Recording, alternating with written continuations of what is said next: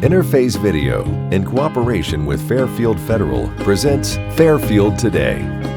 Brought to you by Fairfield Federal Savings and Loan, Fairfield Medical Center, Fair Hope Hospice and Palliative Care, the Frankie Smith Funeral Home, Fairfield County Adam H., Dagger Law, and the Fairfield County Board of Developmental Disabilities.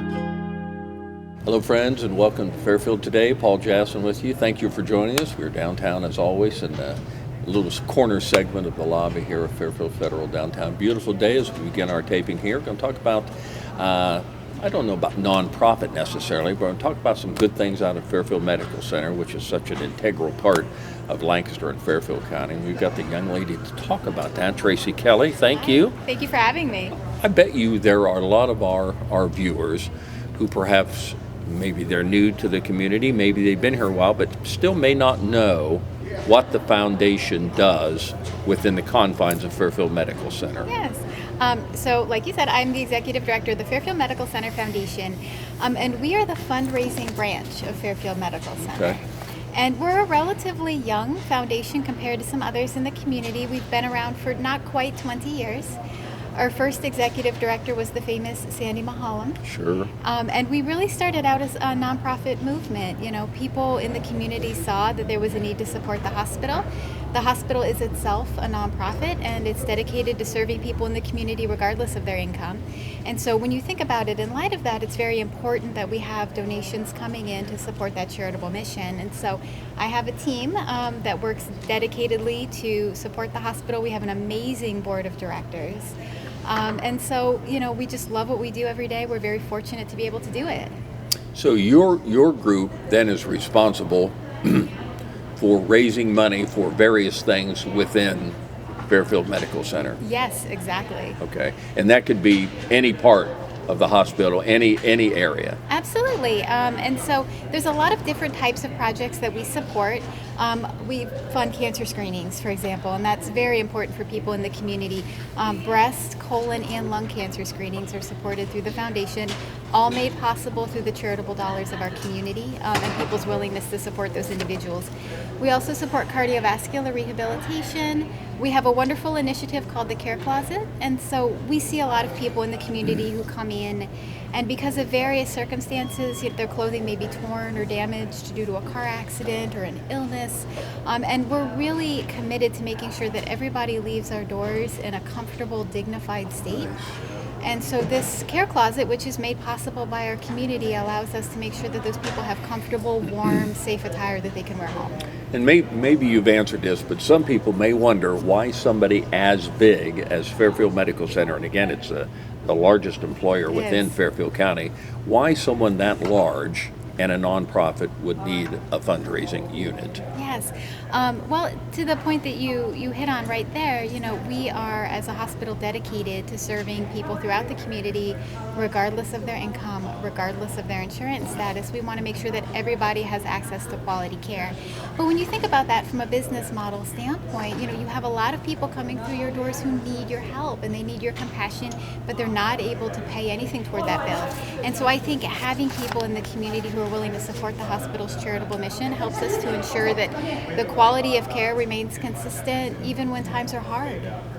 And so that level of care, I guess it's your expectation and the hospital's expectation to, no matter where you fall on that income scale, whether you're well off, not so well off, have been, going to be, the level of care is always the same. Absolutely. We believe that passionately. And thanks to the community's support, we've been able to deliver on that promise.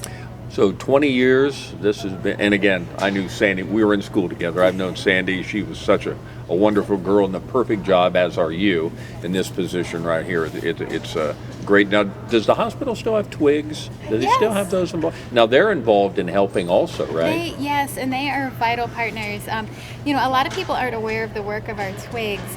Over the course of their history, and some of them have been active for decades, these wonderful women, and currently they're all female, they have donated over $4.6 million to support Fairfield Medical Center.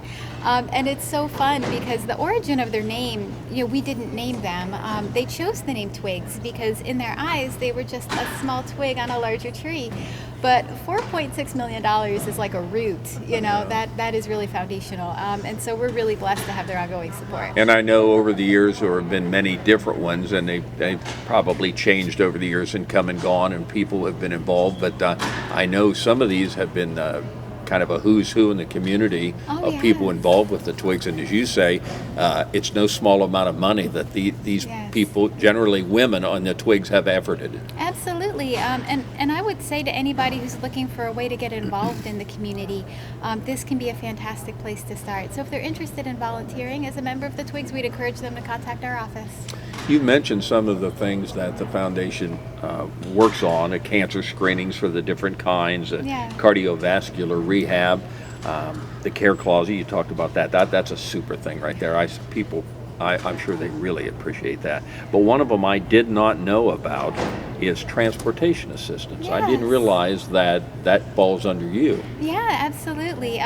So thanks to the community support, we're able to purchase very small increment kind of gas cards or vouchers for community transportation, because we do have a lot of patients who have ongoing need to arrive at appointments. This is especially true for people who maybe need treatments like chemotherapy, and they can't afford the transportation to come to the hospital. And so we will partner with case management, we'll partner with the oncology team to identify who those patients are, and then we can give them gas cards or whatever they need to make it a little bit easier for them to get to those life-saving appointments. Sure. And another one is equipment purchases. You talk some of them about that, but knowing a little bit about the hospital and the equipment that they have, sometimes it's staggering the amount of money that one piece of equipment in, say, an OR or an emergency room or anywhere in the hospital for that matter, it's almost unbelievable how much that would cost. So every bit of money you raise, it doesn't all go for that, but that's a big part of it.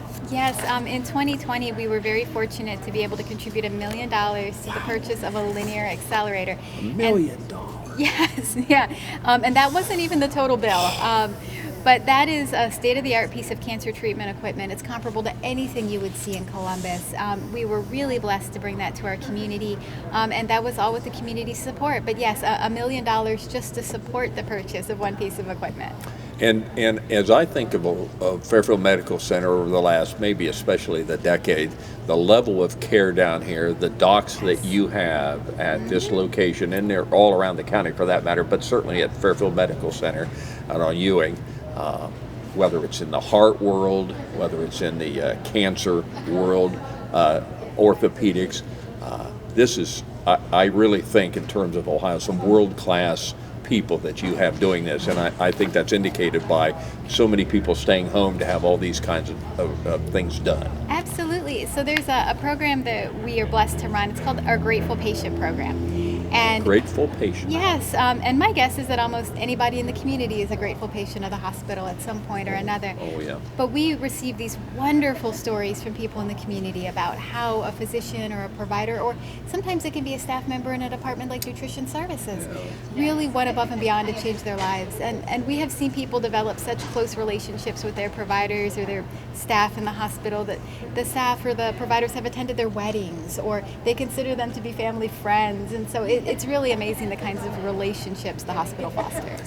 Well, it's from your world. It's a lot of it is all about raising money, and I know you've got some events that that you have coming up that achieve that purpose. A lot of fun events, a lot of things to keep engaged in the community. Yes. So this will sound a little corny, but fundraising can be fun. I mean, we actually get to do some really cool events. And the one that we have coming up next is called Brews and Basketball. Brews and basketball? Yes, they go together very well. On March 28th, the event will start at 5 p.m. It's going to be at Outer Belt Brewing. Tickets are $40 a piece. They will include a flight of beers, and people will have some choice. So there'll be some special options that people can taste. It'll be a lot of fun. There'll be delicious food. They'll be included in a Pop-A-Shot tournament, which is kind of like mini basketball. Sure. But if people don't want to do that, they can also just watch games on the television and hang out and interact and connect, and it's all for a wonderful cause. 5 to 8 p.m. It's going to be a fun evening out there. A lot of fun. Yeah, that it sounds. Now, anybody that wants to learn more about that, they can get in touch with you or people in your department. How? Absolutely. So the information for that event is on the website, www.fmchealth.org, and you can just find our kind of drop down in the menu and visit the foundation's kind of sub-page. They can also call our office at 740-687-8107. And I'll say that about the website. Of course, it's the hospital's website, so it's very intuitive. It is. Very interactive. Very. It's always up to date. There's always a lot going on there. And again, almost anything you'd want to find out about the foundation or about the hospital in general, it's all right there. Absolutely. Tracy Kelly is with us from the foundation. I want to say Fairfield County Foundation. It's not. It's just the foundation, which is in cooperation with Fairfield Medical Center. So you do things, I guess, all year round. We talked about the Out and Out Brewing. That's coming up here shortly. But there are things all year round that's kind of you and your team's job to go out there and really keep things going for the hospital. Absolutely, and we try to come up with kind of fun and different types of events. So there'll be information coming out soon about our golf outing. We're going to have an amazing take on our wine tasting coming this fall. It's going to have a wonderful theme. I don't want to spoil or anything, but people should kind of keep their eyes peeled for that because we're going to take it up a notch this year, and we're really excited. So I think all those things fall under the category of raising money can be fun. Absolutely, for everyone. For everyone. Tracy Kelly with the foundation here. Again, it's on the web. It's on the Fairfield Medical Center website, which is what? fmchealth.org is the website. And again, it's the hospital website. Tons of info about the hospital, but you can have a little drop-down box and you can find that about the foundation, the great work that they do in the community. And again, when you're talking about raising $1 million to help buy a piece of equipment, you know how much work this young lady has to do with that organization. So thanks for doing everything with that. Your group and team do a great job. We're blessed. We have an incredible team. We have an incredible board. And so we're really lucky to have so much support. Our board is amazing. Our current board president is Craig Vandervoort. Our vice president is Denise Bauer. So with a board like the one we have, anything feels possible. Tracy Kelly with the Foundation for Fairfield Medical Center. Thank you. Good luck. And Thank you. I hope you win the Papa shot. Oh, I will. My money's on you. We'll be back on Fairfield Today in just a moment. The reason why I do what I do is I love helping people, and I really love to work on understanding and striving to improve the lives of the people in our community. Being in Fairfield County is having a network of people around you. I am driven by my belief that every individual deserves an opportunity to achieve mental and emotional balance, and I'm very passionate about contributing to that process. Community, connections, collaboration. The Fairfield County Way.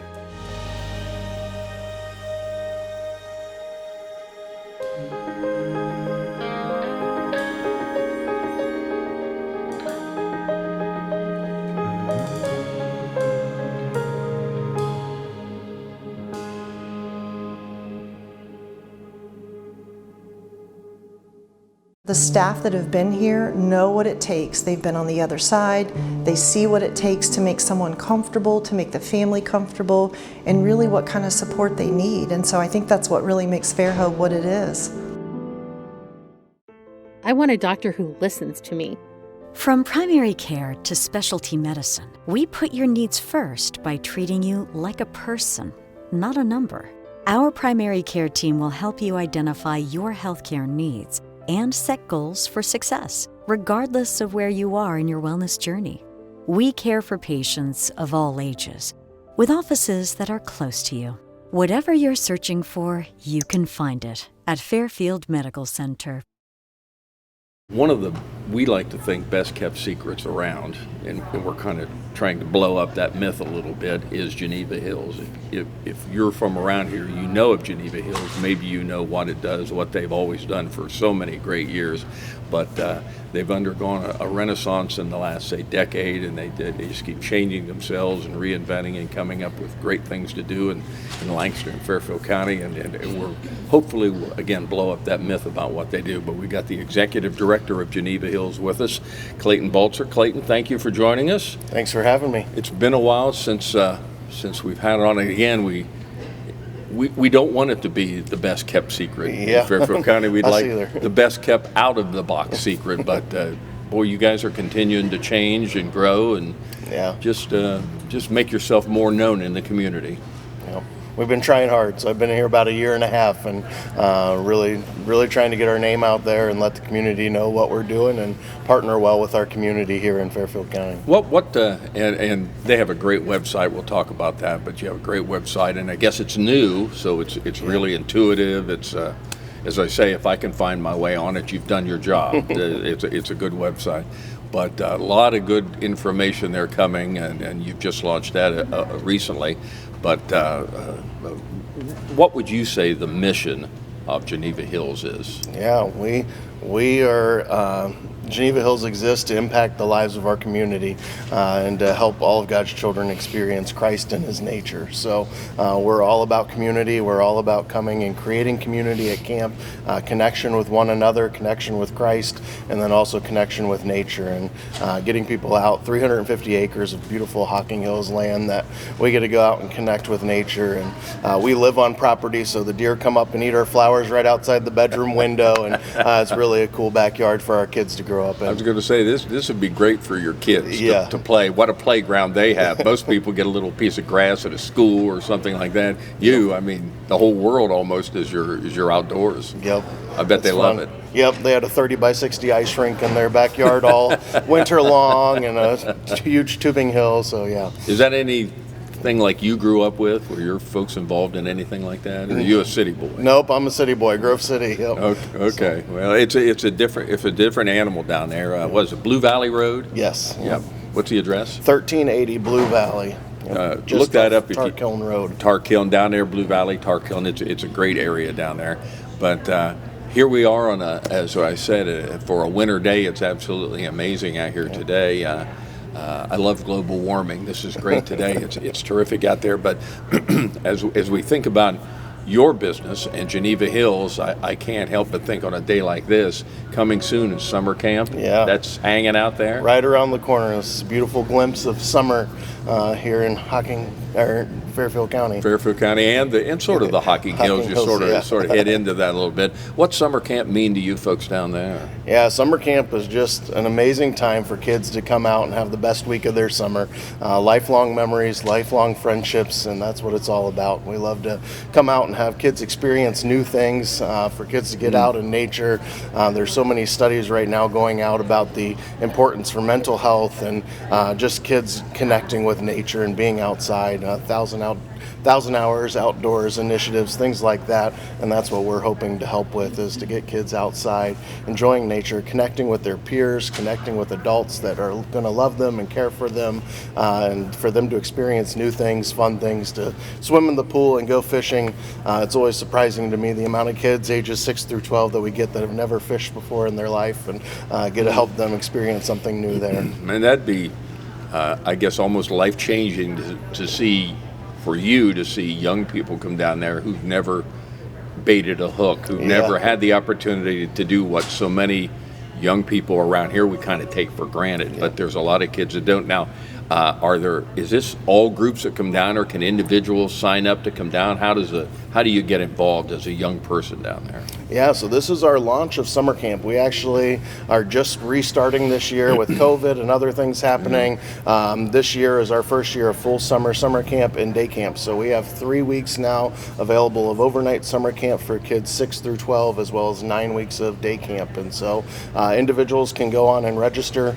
Some churches and other groups have connected with us as well, and they've registered a larger number of kids. So I think 6 weeks are already filled up of what we had available at the start, and we have 3 weeks left that are open for individuals to come in and register. Well, you've talked about some of the things that kids can expect to see down there. So they live in like dormitories, I guess, or cabins, I guess you'd call them more cabins, and it's really a kind of a little bit of roughing kind of experience. A little bit, yeah. But you have Bluetooth. Yeah, exactly. Our day camp program is mainly outdoors, so we have little huts that they're in, and they can do some indoor activities, or if weather happens, we have things to keep kids safe. But then our overnight camp program is in our Geneva Lodge. It's our beautiful 72-person lodge there at Geneva Hills, and so we have air conditioning and all those things, but they're also in the midst of nature, so roughing it with the conveniences of home.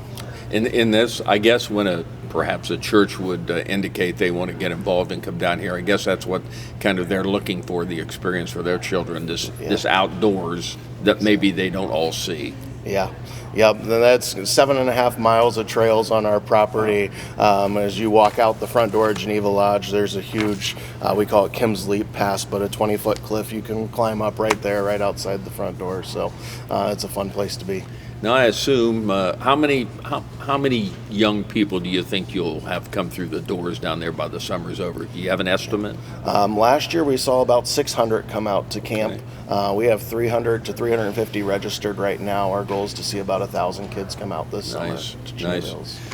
So I assume if you're looking to not double your size from last year, but certainly increase the amount of people from last year, you're going to need counselors or people to come, maybe be lifeguards or just to do camp kind of things to help kids. Yeah, we have two main positions for our summer camp. That's our life changers, and those are the people that are with the kids all day, ages 18 and older. They'll walk through activities and do small group things and outdoor education with the kids, and so that's a position available. We pay $500 a week plus room and board for young adults to come out and experience that and to make an impact in the lives of kids. And then we have our flex crew, and that's they do a little bit of everything. They're going to do maintenance and lifeguarding and helping with meals and all those different things, so they'll be in all sorts of different areas, and that's from ages 14 up, and so there's positions available there as well.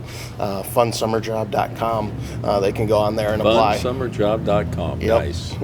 Is that your website, or is that just for that? That's a link just to get to our application. They can go right on there. It'll talk about all the opportunities for them, the dates that they're expected to be there and pay and all those things. So you always have enough applicants, or you can always use more?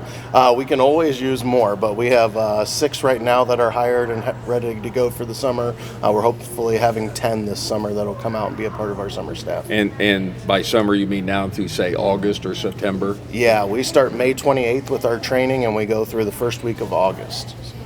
And what's a day look like for a summer camper? Do you get them up at like 4 in the morning and brisk march them around for calisthenics, perhaps like an Army experience, or is it a little more laid back? A little bit less like the movies. No, we get up and get showers and everything, and kids do shower at camp most of the time. They'll go and eat breakfast at 8 a.m. We go out and we'll enjoy outdoor education. We'll usually have a morning chapel session. We'll go do some activities, eat lunch, and then the afternoon's just that time to enjoy nature. So we'll do hikes and trails and outdoor education. We'll go do kayaking and laser tag and bubble soccer and all those fun things.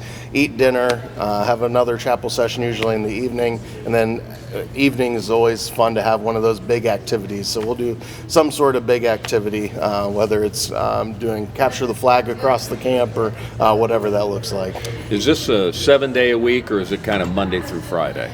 Sunday through Thursday, actually. So we start Sunday evening and we go through, or Friday morning, Sunday through Friday. And so they'll leave Friday afternoon time and head home, and they'll have their full weekend then to be with family. With Clayton Baltzer. Clayton is the executive director of Geneva Hills down on Blue Valley Road, sort of the southern end of Lancaster, headed down towards Sugar Grove down that way. I think most people are aware of at least where it is. How long has that been there? I can't think of a time when it wasn't. Yeah, 1959, I believe, so been there for quite some time. Yeah, and what's your draw of kids like? I mean, obviously we know you get a great deal of them from Fairfield County or Lancaster, but do they come from other areas too, since you're so big? Yeah, we're starting to get people from Westerville, upper portions of Columbus. We're getting people from down south as well, Athens area, and so we get a little bit of draw from everywhere, Springfield. So about an hour and a half or so radius is what we see most of our campers come from. You look to change it up each year? Are you trying to do different things this year that maybe you didn't do last year? Again, now we're coming out of COVID, so I'm sure a lot of it is different. But do you try to just come up with new activities, or you hear things, or you read things online? I'm sure you're a member of some kind of association with camps, and you look at that. You're always trying to reinvent camping. Yeah, I'm on a cabinet for Christian camps and conferences in Ohio here, and we're always trying to do new things. In our training with our summer staff, we talk about the law of new experiences. Everybody wants to experience something new, and so not everything gets changed year after year, but we change themes, we change some of the things that we're chasing after, and we usually try to add an activity or two each year as well. So if somebody that's viewing us today is interested in either in a job, or maybe our church would sound good like that, or get involved, what's a website? Not we know the job, but what's a website address on that? Yeah, genevahills.com. So hop online, genevahills.com. That gets you to the main page. If you just want to get into like day camp, we have daycamplancaster.com. We'll shoot you right to our day camp page and get you in there as well. But genevahills.com has all the different links for rental groups and summer camp and jobs and all the things you need. Yeah, there. I noticed early on when you get on there, it's kind of got the buttons right up front where you can kind of link up to about anything you're interested in right there, all the contact information. Yeah, we tried to make it easy. We have 360 walkthroughs of all of our facilities on there, all sorts of cool things for you to play around with and to see what we have going on. All of our activities are listed, so if you want to see the different things from archery, tag to bubble soccer, you can do there. All that's listed on there as well. It's Geneva Hills, southern part of Lancaster, down as you head towards Sugar Grove that way, Blue Valley Road. Again, it's in some places it's a well-kept secret. We'd like to change that a little bit. It's just a wonderful place down there. Again, a very Christian-like background for that. It's been involved in that for so many years. So good luck this summer. It sounds like you're well on your way to a successful summer. And then I know fall brings about its own new challenges, new things you like to do with your hay rides and things. We'll get you back here and talk about that. But first of all, good luck on a great summer, and I hope you just get tons of kids out there. Thanks, Paul. I appreciate Thank you. it. Sure. Thanks for Clayton having me Baltzer, who is the Executive Director of Geneva Hills. Thanks for joining us. We'll be back in just a moment. Fairfield Federal. When it comes to our customers and our community, we go above and beyond to help. Our people make the difference. Personal or business banking, whatever you need, we take it seriously because we know you do. Stop by today at any of our 3 locations and see why the difference is clear. Fairfield Federal Savings and Loan specializes in banking that revolves around you. Member FDIC, Equal Housing Lender. The Frankie Smith Funeral Home and Crematory in Lancaster and the Johnson Smith Funeral Home in Baltimore have a long and wonderful history of serving our community. Feel free to give us a call at 740-653-0652. Stop in and see us at either of our 2 locations, 405 North Columbus Street in Lancaster and 207 South Main Street in Baltimore. Respect for tradition, regard for change. Welcome back to Fairfield Today. I appreciate Clayton Baltzer coming in and talking about Geneva Hills. Again, a great place to go. Think about getting your kids involved in camp. Get them outside. Get them involved in things like that. It's such a good program. We're going to change up a little bit now and talk about the Lancaster City Schools. I think everybody, when you think of that, the first thing I think you think of is the new high school. That's the buzz around here because we see updates on social media with it all the time, and it seems to be coming along in fine fashion. Certainly had a lot of good weather that's going to help that. And we've got the gentleman here to talk about that, the superintendent of the Lancaster City Schools, Nathan Hale. Thank you, Nathan, for joining us. Thank you, Paul, for having me today. It's been a while, and gosh, every time we get together, things change so dramatically. But we were talking before we went on, as I look at the new high school out there, and just from the back of the old high school, what used to be the end of the current high school back there, and it's remarkable to look at that. I mean, it looks like you're building a city back there. This is a fabulous looking high school. It is a big project, and I'm humbled. This is a once in a lifetime opportunity to be able to take part in something like this. And I think we talked the current high school was built in the 60s, and has treated us very well, and is it's an amazing place, but it was time for some upgrades, and the new facility is going to allow us to do so much more. And one of the biggest pieces, it's going to allow us to have everyone under one roof. We currently still have students that are at Stanberry and at the high school, and the logistics of that, and to have all of our almost 2,000 students under one roof is going to be a great add to the district. So pretty excited. Is it school? Is it right now? Is it 9, 10, 11, and 12? Is that the high school? It is. It's 4 years. 9 through okay. 12. So then the junior highs, or I don't know if they call them middle schools now, but Ewing and Sherman, they must be 6, 7, and 8. They are. Okay. 6, 7, and 8. We were talking before, and when I'm able to walk in the new high school, that will be the third Lancaster high school. Now, I didn't go and get to attend this one, be the third one, because I went to what, as you mentioned, became Stanberry up there. I got to go there for a year, and then what is now the current high school opened up. The first class out of that was 64, and I got to go there when it opened up, and it was like night and day from what was just a beautiful school on Mulberry there to go out to the high school there, and it was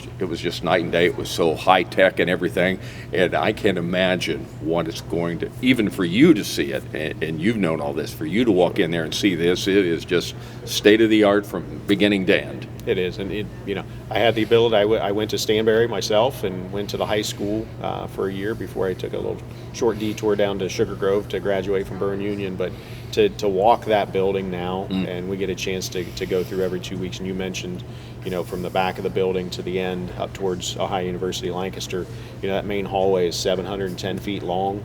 It's 40 feet wide, and we've got a second tier walkway, and academic wings, and the organization of the building, I think, is going to make it flow really well. Although it seemed, 366,000 square feet. Seems like a huge place, but the way we've designed it, students will be able to move very easily from one end of the building to the other. So no moving sidewalks or anything? No moving sidewalks. Okay. If you have a music class or an art class right next to one of your language arts or social studies, you may have to go from front to back, but you should be able to make it in 3 to 4 minutes. And with the hallways and the stairwells that we've got throughout the building, it should flow very well with inside the walls.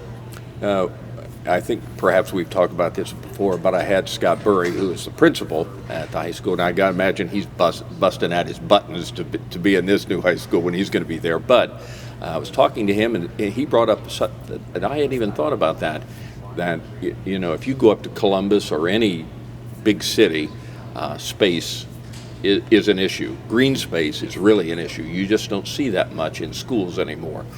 But when you look at what will be the Lancaster campus, it'll start there at Fair Avenue with those ball diamonds, and I don't even know how far it is to the back of what will be almost next to Ohio University back there, but that will be entirely the Lancaster City school system. That's remarkable. It is. Last year at the State of the Schools address, we talked about the education valley, and we found an article from former Superintendent Brown. Sure. And he actually coined that phrase when they were out standing on the Thomas Ewing property and looking up through there, and they said, the education valley, and here we are from Fair Avenue all the way, at Ohio University Lancaster, and so many of our students attend that building as well that, we kind of make sure that they're a part of our building as well, and we're going to have a walkway going from our parking lot to their parking lot, and so students will be it'll be very easy for them to transition to their college classes if they're taking on the Ohio University campus, and cut down on some of that driving as well. So it's so exciting to see that, and as you said, it looks like a city up there, and we're still not scheduled to open until August of 26, so we still have almost 2 years to go. So I don't want to spend our whole time talking about the high school, although we certainly could. It's a worthy project. But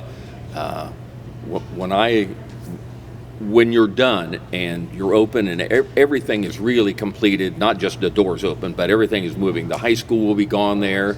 The The tech building, I guess, will be gone. All that will be gone. Will that be parking area right there? Yeah, that'll be parking from the front of the building, probably about 3/4 of the way down to where the existing high school is. And then for those of you that are familiar with the front doors of the high school where you go into the office, those will be 2 softball diamonds. And so we'll be adding 2 softball diamonds. So in the athletic world, we end up with the 2 ball diamonds that are now at East Fair. Those will both convert to baseball. And then we'll be adding 2 new softball diamonds up there where the current offices sit. So the access will still be Fair Avenue up that way. Will you still have the existing coming down there, and then probably at least one new one? The Arbor Valley coming down off of Route 37. Then we'll have an entrance up near the construction entrance where it is now. Will be an entrance. That will actually be a right in and a right out to avoid some of the traffic issues up there on Route 37. So that'll mostly be used for career tech students and staff up on that end. Speaking with Nathan Hale, Superintendent of Lancaster City Schools, gosh, I was reading in the paper, it's maybe been a month ago, maybe not quite a month ago, the governor even was so excited for the Lancaster City Schools. Well, maybe not exactly about that, but had a visit from the governor and his staff down here. That's big time. It was exciting. The governor is very passionate about the literacy issues that we're having in the state of Ohio, and the science of reading, and some of the things that they put into place with training and curriculum, and the way that we're working with, especially our K through 3 students with early literacy. We've been doing some of the things that they're proposing and mandating for the past 3 or 4 years, and so we've kind of been ahead of the game. And so it was nice to have the governor and the new director from the Department of Education and Workforce, Steve Dakin, come down and meet with our staff and meet with our kids and teachers, and get a chance to talk with the kids about what's going on, and then had a chance to sit down with administrators and the school board members and find out what we're doing in Lancaster, because we're having great success. And I always say, whenever I get a chance to show off what we're doing, and our teachers did a phenomenal job. We got to visit Medill Elementary, and we could have gone to any of the elementary schools within the district, but they did such an amazing job. And amazing facility there. Yeah, and the kids were excited, and getting a chance to meet the governor and spend some time. And he probably spent 10 to 15 minutes in each classroom and talked with the teachers and talked with the kids and took a lot of great notes. And so we're excited to show off. My one question to him was, why didn't you come sooner? We're very excited about that. But having the opportunity and time to have the governor step into one of our buildings is that's one of those moments there where relationships are made, they're cemented, that in the future they could pay big dividends with you and the governor and the state house, because everybody's always needing things. Sure, and to have that, to be able to pick up the phone and call and say, hey, remember when you were down at Medill? We'd like you to come visit our new high school. Or I had a chance to talk to the director, and he was very pleased with what we're doing. And so the fact that now when we would call them, they would know who we are and what we're doing. It's not a bad thing to have in your back pocket. Sure. Nathan Hale, again, superintendent, and third year? Third year. Third year. So we're talking about Lancaster City Schools in a couple years. So in your first 5 years, we'll have, let's say, that school online, and that's in the future. But one of the things right now that I read so many things about, that I see on social media, that is just going crazy in the Lancaster City Schools, is the workforce. That is remarkable, the things you're doing to help young people in this community. Absolutely. We are a comprehensive high school, and so we have our own career tech programs right in the high school for our juniors and seniors in 13 different areas. But one of the areas that we've been able to tap into the last several years is local workforce development. Thanks to the partnership with Ohio University Lancaster, Hocking College, Fairfield County Commissioners, and the Workforce Center up on Coon Path Road, and having that opportunity to take some of our seniors, and these are students that just didn't know what they wanted to do exactly, and so they get a chance to do some job shadowing and talk with some different companies and kind of see what they might want to do. And then the second semester of their senior year, they get to attend classes online for a week, go out into the field and actually work and earn a paycheck. And some of our local businesses, Accurate Heating and Cooling, Claypool Electric has been a huge partner in this. They have their entire training facility up there for the kids, and So these kids are going to graduate high school and they're going to have a career. And that's one of the things that I'm passionate about is when kids graduate high school that they're on a pathway towards a career, not just a job. And so, they're graduating with no debt, $20,000 to $30,000 in their pocket, and they're signing contracts with some of these local businesses for, long-term work opportunities. So very exciting. And I think we have there are about 90-some students up there, not all from Lancaster. I think all 8 schools in the county are now participating, but the majority come from Lancaster. Yeah, things are moving. They are. In the Lancaster City schools. I don't know if you realized that when you signed on for this, that it would be, every day would be, I guess, almost light years different when you walk in. You never know what you'll run into, but with the high school and the workforce and things going on with all the new facilities here in the Lancaster City, high school will be the last one to be built here. But gosh, it'd be fun to come back in a decade, maybe 20 years after you leave and just see where it is. Absolutely. We'll have to have you come out and host a show at the new high school. We'd love to do that. We did it the day, almost the day that Thomas Ewing opened up. Okay. Steve posted invited us over and we were there. We'd love to do that with y'all and Mr. Burry out there. That'd be great. The invitation is there. Thank you. Best of luck to Nathan Hale and the Lancaster City Schools. Great job. We're just so proud of Lancaster and this community. You've done such great work here. Thanks for having us, Paul. Thank you. Sure. Thank you. Thanks for joining us on Fairfield Today. Interface Video, in cooperation with Fairfield Federal, presents Fairfield Today. Brought to you by Fairfield Federal Savings and Loan, Fairfield Medical Center, Fair Hope Hospice and Palliative Care, the Frankie Smith Funeral Home, Fairfield County Adam H., Dagger Law, and the Fairfield County Board of Developmental Disabilities.